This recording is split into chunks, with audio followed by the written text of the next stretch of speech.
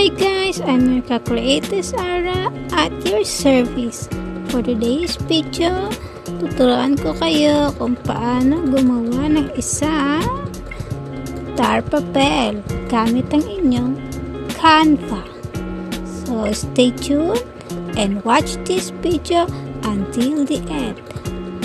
Okay? So, punta tayo sa ating Canva. At ito na. May nahanda na ako ditong isang design natin para sa ating tar papel. Gusto nyo gumawa, create a design lang kayo, tapos ang size niya ay banner, landscape, search doon ang size. Then, katapos nyan, new tab na tayo para sa ating type nyo ang docuslice.com. Tandaan nyo ha, docuslice.com. Ito natin gagawin ang ating tar papel. So, click na natin ang web sa baba. So, ayan, lalabas dyan ang format, pattern. So, dito sa paper, pwede tayo mamili ng size ng paper na gusto natin. Pero gusto ko letter, portrait or landscape. Bahala kayo, gusto nyo. Ako, I prepare landscape, legs and rows. Ayan. Depende po kung gaano kalaki ang gusto nyo magawa.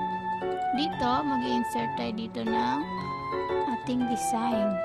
Pero, it's a prank dahil wala pa. Balik tayo sa Canva.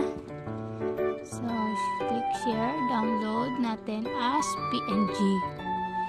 So, downloadin tayo natin ma-download at balik tayo sa ating DocuSlice sa pattern na ginawa natin. Yan. So, insert photo tayo, add photo. So, i-click natin ang ating design na ginawa sa Canva. Yan.